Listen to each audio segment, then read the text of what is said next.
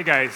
So I'd like to talk about limits to growth. It's probably something we all have in the back of our minds, but I'd like to talk about both how it was wrong, because that's very instructional for thinking about what we need to do today. So fundamentally, the background was in the 50s and 60s, we're incredibly optimistic. Things were going right. They were going in the right direction. But of course, come the 70s, we had all these concerns: oil crisis, inflation, unemployment.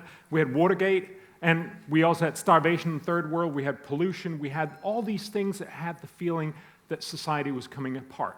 And limits to growth came into that conversation and fit it very, very nicely, essentially telling us the current way cannot go on. This is the model that they produced. As you can tell, not very obvious, but what was brilliant about it was, of course, it was run on a computer, so it had to be true.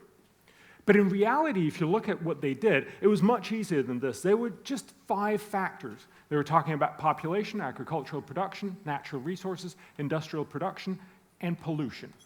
And all of these exhibited exponential growth. They give a little story, the lily pond, and it's actually one of the ones that were very repeated from limits to growth.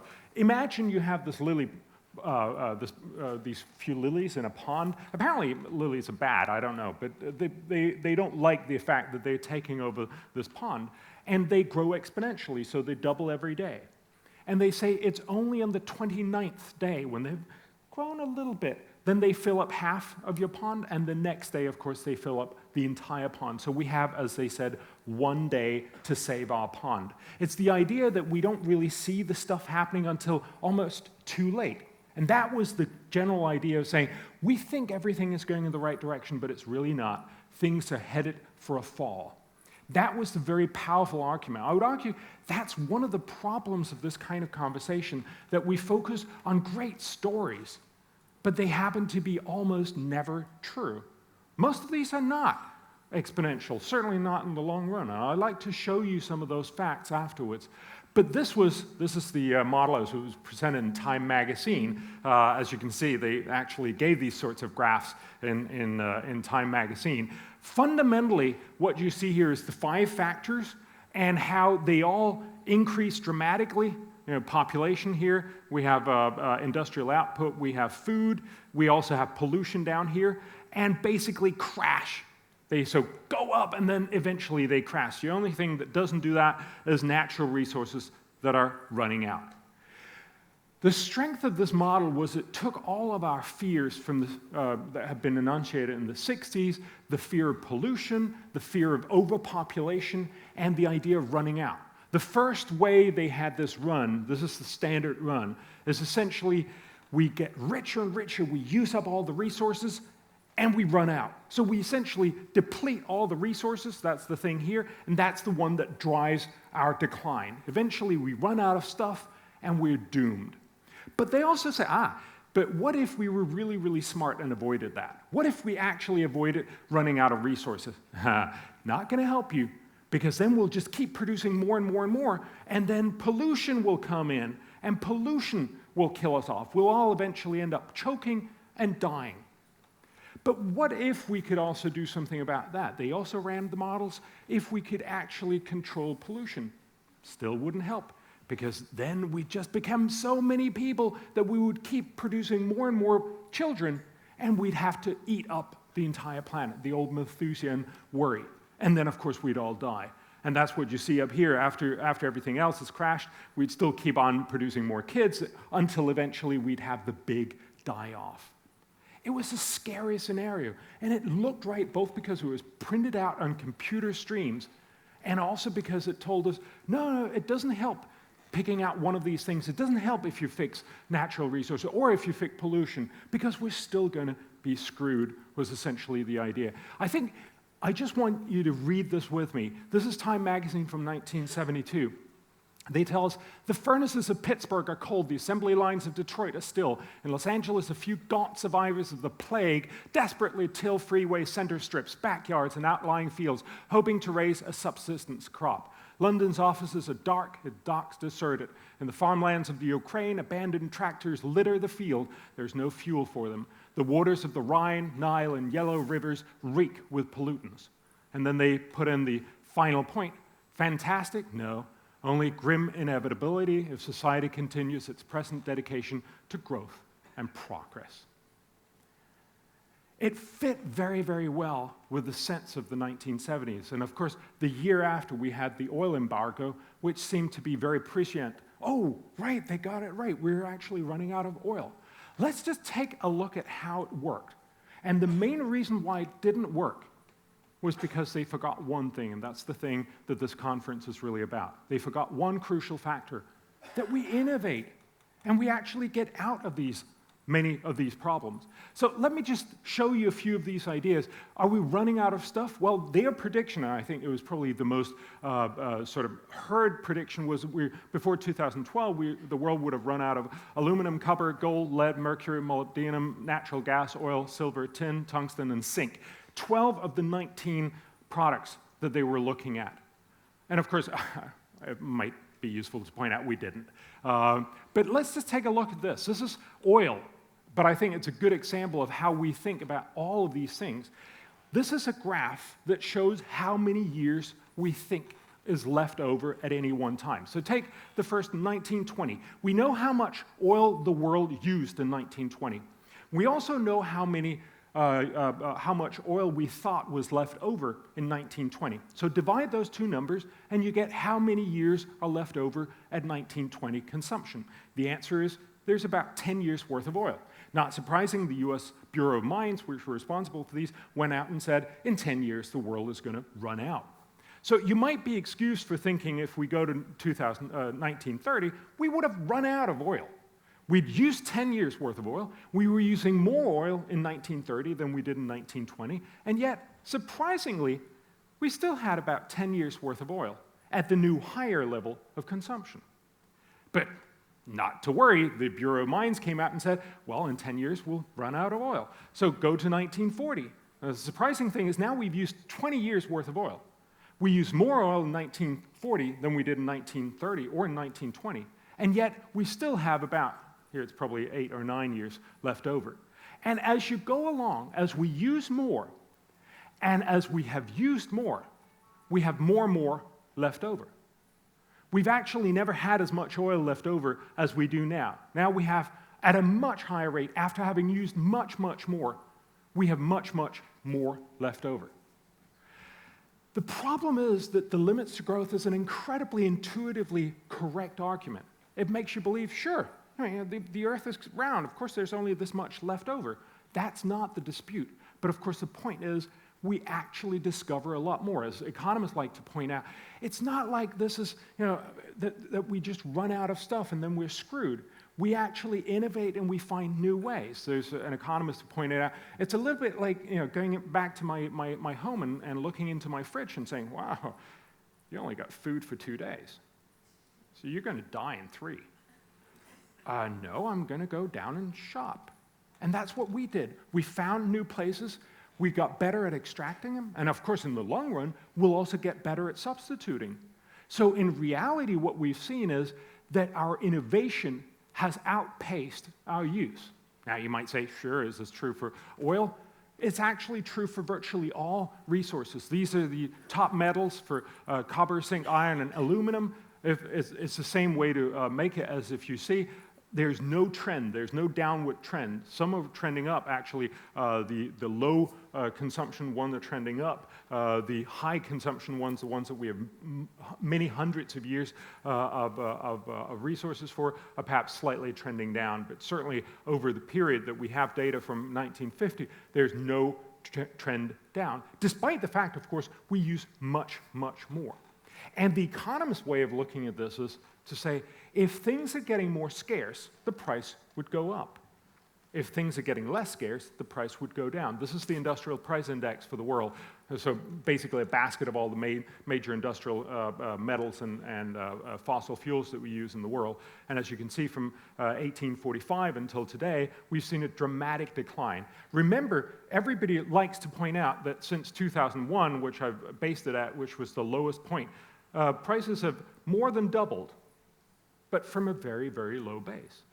So fundamentally, what we see is a trend towards cheaper resources, which means that we get smarter at finding more resources.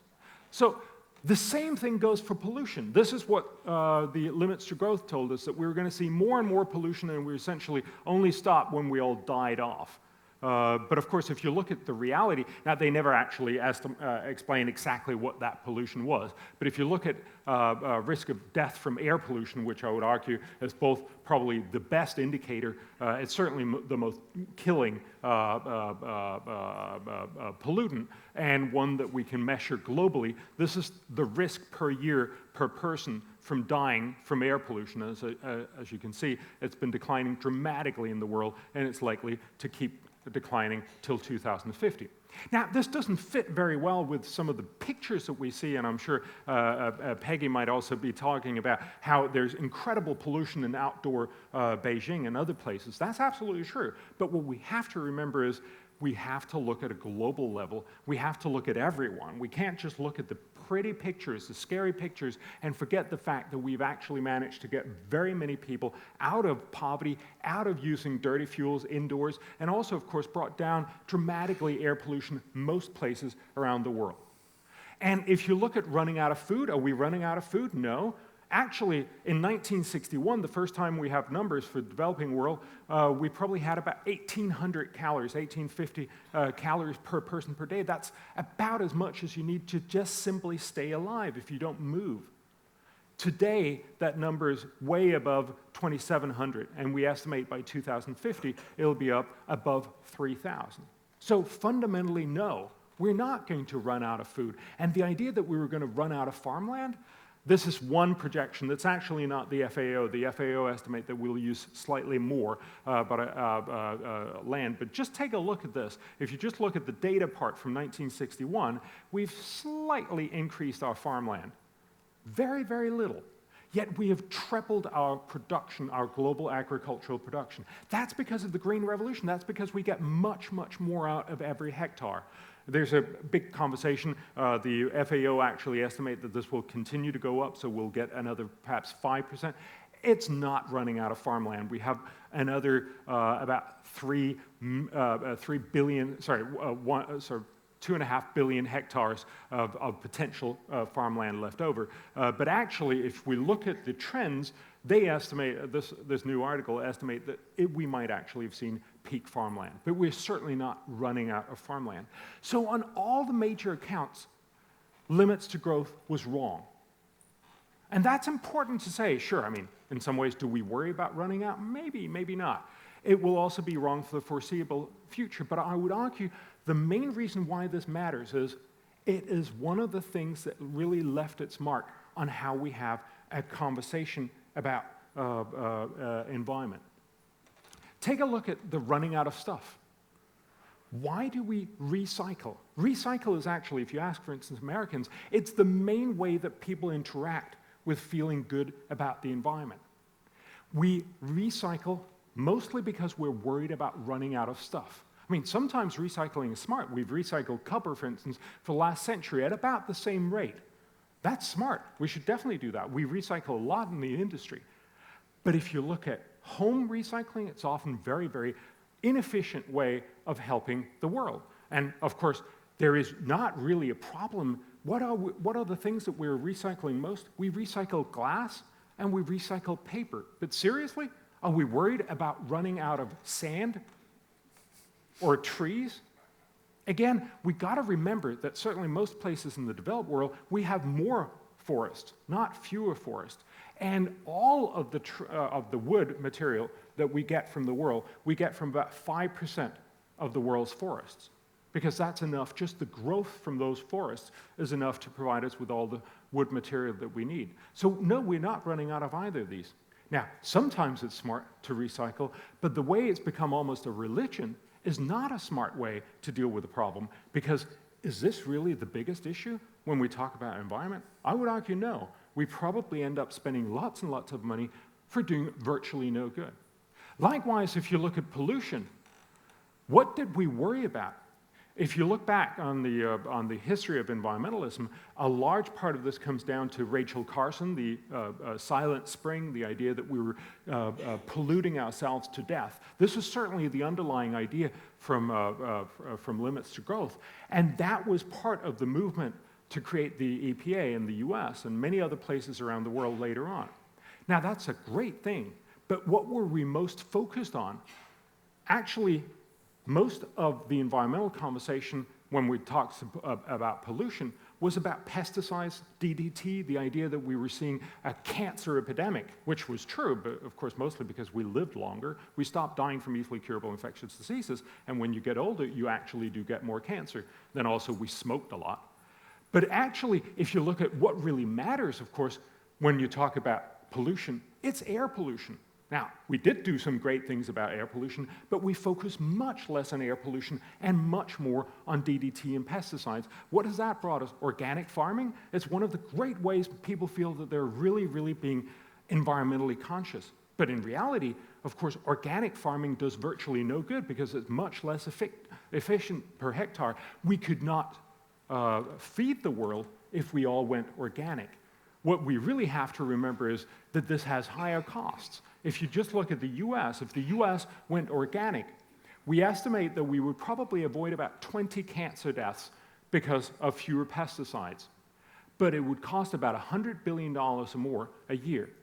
It would need to plow up much more nature. We estimate that you'd need to plow up an area the size of California in order to produce the same amount of food. And then, of course, it drives up prices, which is essentially bad for poor people. Now, prices for agricultural output is incredibly important because we know fruits and vegetables are some of the best ways to avoid cancer. But if you have to pay more, you end up eating less fruits and vegetables. And the cost and the consequence of that, we estimate econometrically, is probably going to be in the order of 20 to 30,000 extra cancer deaths. Yet we do it because it makes us feel good. And that is the unfortunate impact of Limits to Growth. We end up focusing on the wrong things. So the impact today, I would argue, the long-term legacy is that we focus often on marginal issues at high cost, like recycling, like organic farming, instead of focusing on the things that would actually matter, instead of focusing on sensible actions for major issues. So pesticides instead of air pollution, organic farming instead of a second green revolution. What we need, certainly in the rest of the world, is to make sure we get cheaper food and that we can produce it more effectively with a second green revolution, which would enable us to see the same sort of giving back to nature as we've seen in much of the rich world, because we need fewer areas to grow our food and hence more space for nature. And then, of course, the last one is the limits to growth. That was really the fundamental point of the whole study. We need to limit growth. But let's just remember, what is it that has brought people out of poverty over the last 30 years? It's growth. China has, by itself, over the last 30 years, brought 680 million people out of poverty. They didn't do so by going organic. They didn't do so by putting up wind power or something like that. They did it by using lots and lots of coal. Now, it makes us feel uncomfortable, but in reality, we have to ask ourselves, are we focusing on the right issues? And I would say part of the reason why Limits to Growth is such a damaging concept is not that it was wrong. It was wrong. But it's much more that its legacy is still with us, that we worry about running out of stuff, so we recycle, that we worry about pesticides, so we go organic. Instead of focusing on the things that would actually matter a lot, which is about air pollution, and which is about making sure that we get a second green revolution, which will bring back nature to most of the world, and it's about making sure that we get growth, especially for the poor South. Thank you very much.